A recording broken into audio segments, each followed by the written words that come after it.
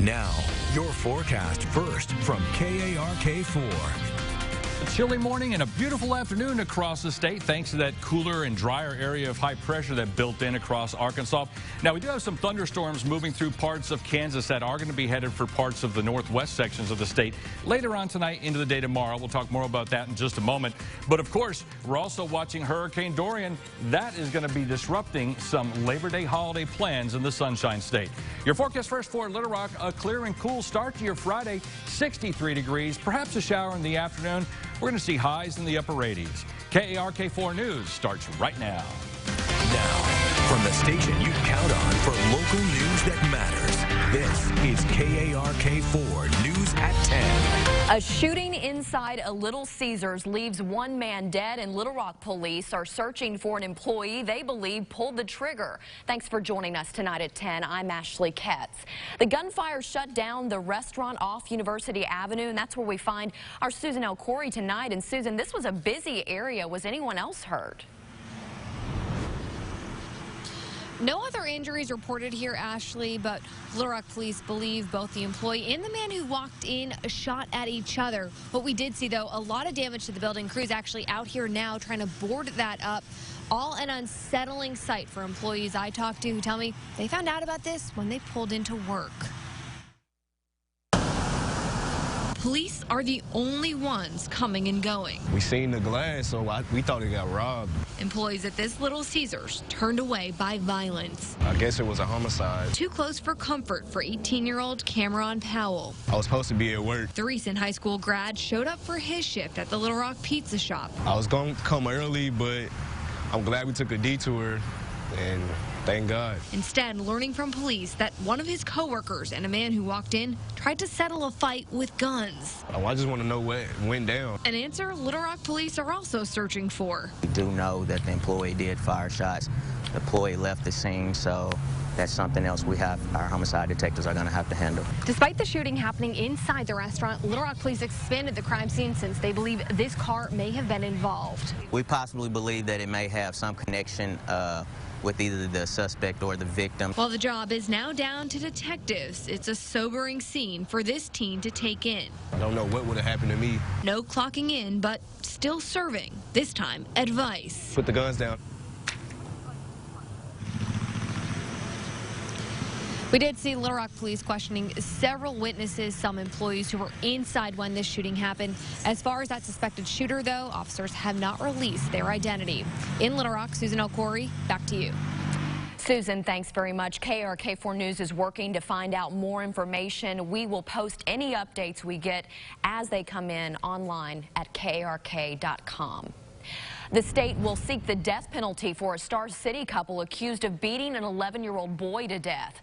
It happened over the Father's Day weekend, and police arrested David and Mary Black. This was back in June. Both were charged with capital murder in connection to the death of their son, Joseph Carcello.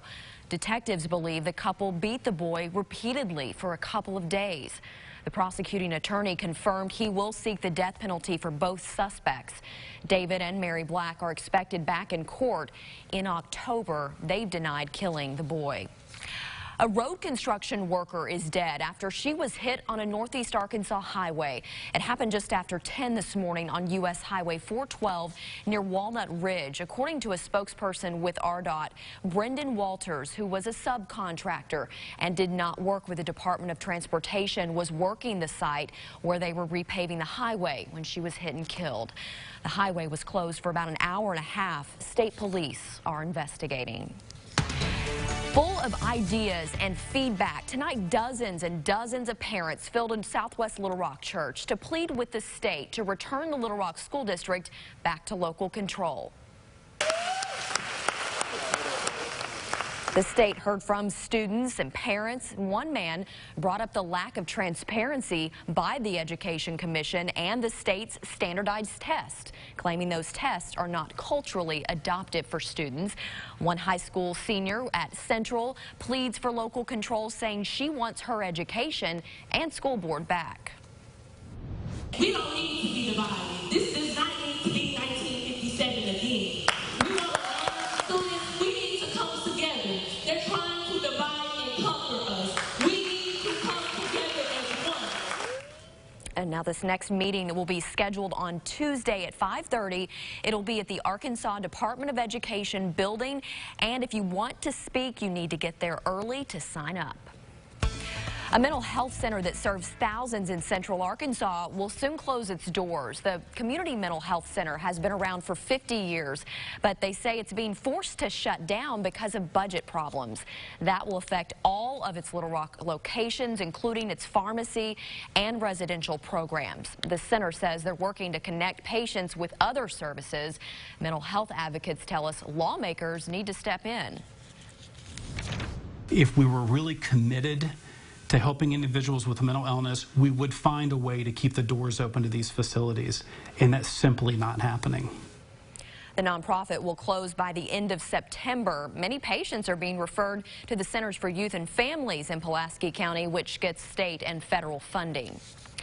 American farmers and ranchers are hurting. Bad weather on top of the president's multi-front trade war has left many farmers struggling to make ends meet. Our Washington correspondent Anna Warnicki reports the National Farmers Union says calls for help are the highest they've ever been. With crop prices falling, tariffs rising, and weather-related disasters, Jordan Treacle with the National Family Farm Coalition says American farmers are under tremendous pressure. After 4 or 5 years of this, you can imagine the level of stress is significant. Treacle says right now the average family farmer can't make ends meet. No matter how much you're able to work and put all your effort into that production, you're not able to buy your groceries. You're having to choose between your medicine and school fees. Matt Perdue with the National Farmers Union says the CDC found farmers have one of the highest suicide rates of any profession. Financial stress is oftentimes leading to mental stress. The need is so great that calls to Farm Aids hotline more than doubled last year. And now the National Farmers Union has a website dedicated to farmers in crisis. To get the help they need when they're experiencing significant mental stress. Perdue says frequent loneliness of farm work magnifies the problem. A lot of farmers are more geographically isolated than folks in other industries. It's just an incredibly stressful occupation from day to day. Perdue says the new Farm Crisis Center is a resource for farmers to apply for grants or connect with a local support group. They want farmers to know that even in these tough times, they're not alone. In Washington, I'm Anna Warnicki. And back in Arkansas, a couple is suing a family of farmers claiming chemicals they used killed hundreds of their trees. They live next to Costner and Sons Farm. That's on Highway 77 in Manila. The lawsuit says the farmers applied several chemicals, including Roundup, to nearby fields. Then shortly after, they say leaves on the trees were dying. They say they lost more than 120 pine, pecan, fruit, and magnolia trees and value their losses at more than $150,000. The farm has asked the court to dismiss the lawsuit. Starting Sunday, the age to buy tobacco products in Arkansas will go up. Instead of being 18, you must be 21 years old. There are 18 states right now that have these similar laws. It includes all tobacco products as well as vaping products. A Little Rock tobacco store says it has been working for about a year on the change. Everything that the state wants to do to help us encourage everybody to be legal when they purchase their products and stuff, I'm going to support it 100%, and so will our company. And there are some exceptions. If a person turns 19 before December 31st of this year or is an active duty military, they can still buy. Everyone else will have to wait until they're 21.